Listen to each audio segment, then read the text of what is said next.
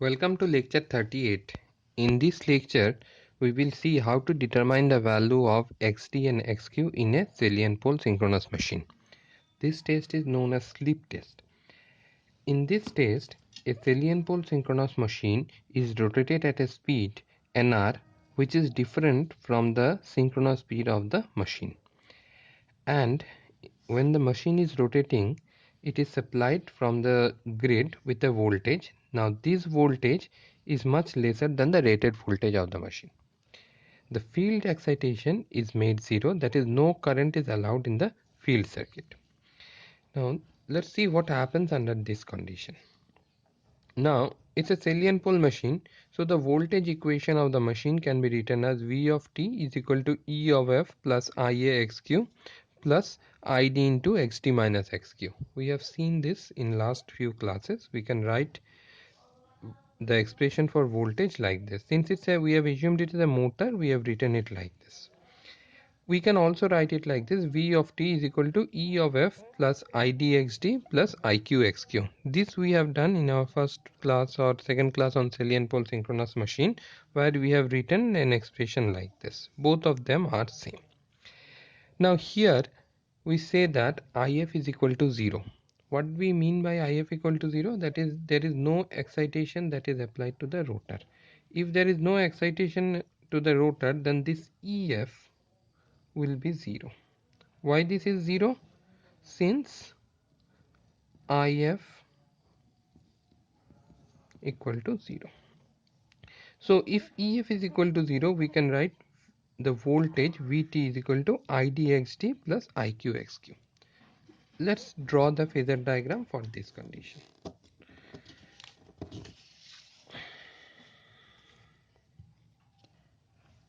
Now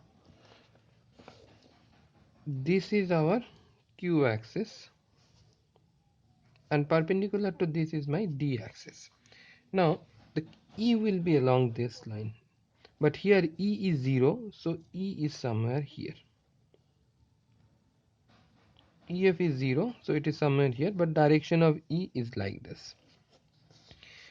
Let's say that the current is somewhere here. If the current is here, idxt, id is in this direction, iq is in this direction. Let's say that this is my id. If this is id, this line is idxd, perpendicular to this is idxt. If this is I, it will have two components. One will be id, this is id, and another will be iq, this will be iq. So the drop iqxq will be perpendicular to this, that is, this is my iq, iqxq. So as per this equation, Vt, this voltage Vt is equal to idxd plus iqxq, and the angle between these two, E and V, is my delta. Okay, now let's draw this phasor diagram once again, because it will be easy for us to do a calculation. This is idxd, this is iqxq, and this is V,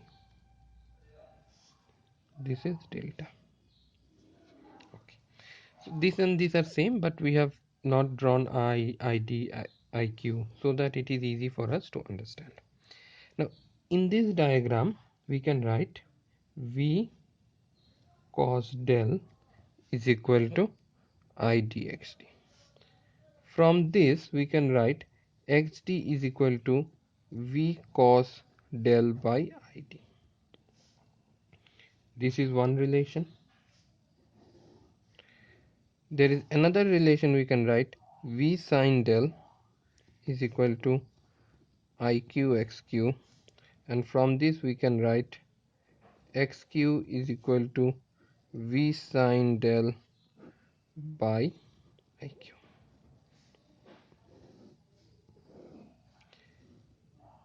From these two relations we can determine the value of xt and xq.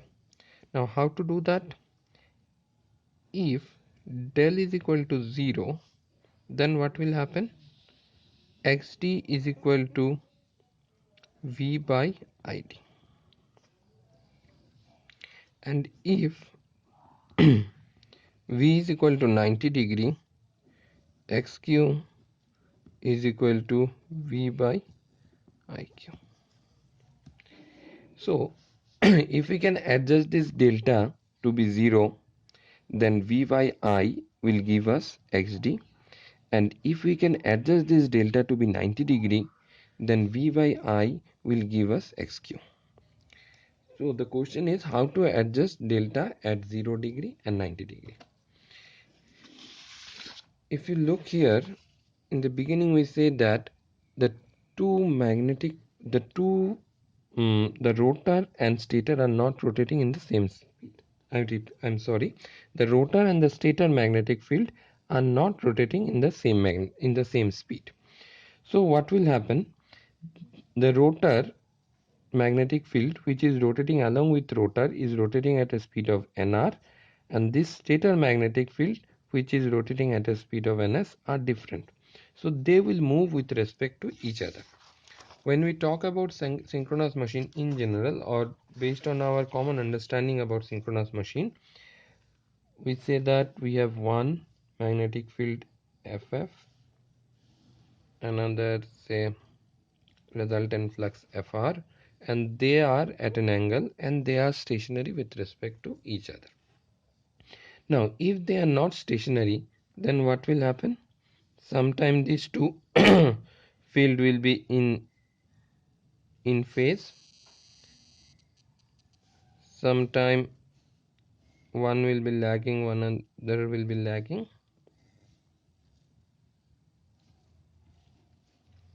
and at a later time it will be like this, and at a later time it will be like this. That is, the two magnetic field will not be stationary, they will move with respect to each other. Here Fr is lagging, Fr is in phase, Fr is leading, Fr is leading, Fr is at 90 degree. So these two magnetic field will move with respect to each other.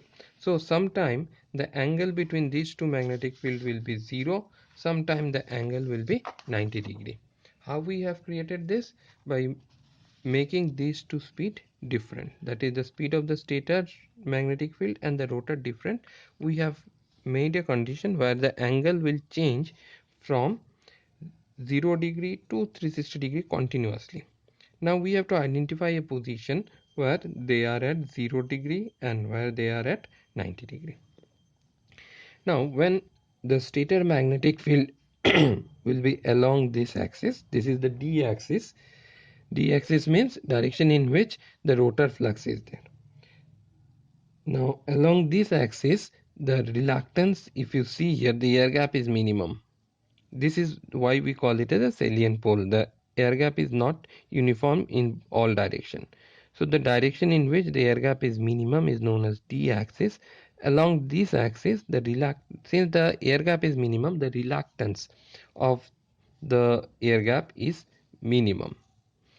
Since the reluctance is minimum, the inductance offered is maximum. Reluctance is inversely proportional to inductance. Since inductance is minimum, the current that will flow will be, the inductance is maximum, the current that will be flow will be minimum. So by looking at the current, wherever the current is minimum, we can identify that this represents my delta equal to 0. And similarly, by going by the same logic, here reluctance will be maximum, inductance will be minimum, and current will be maximum. And looking at the condition where the current is maximum, we will come to a place where we will be able to find the delta equal to 90 degree. So you don't have to measure delta by any other method, you have to just look at the current. If the current is minimum, uh, it is d axis. If the current is maximum, it is q axis. Let's look at a graph from the book. If you look here, this is how the current will change. Why the current will not be constant, it will continuously increase and decrease because my delta is changing. At this point my delta is 0 degree. that is the current is minimum. So this current divided by this voltage will give me xt, and here the current is maximum. This current divided by this voltage will give me xq. So what we will do, we will connect an emitter here, measure the minimum current. Minimum current divided by the voltage at this point gives me the xt, and the maximum current divided by the maximum voltage give me xq.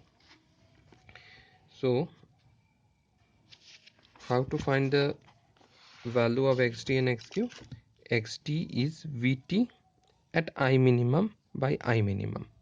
This root 3 is there because they have measured line current, so everything has to be in per phase, so they have converted into per phase.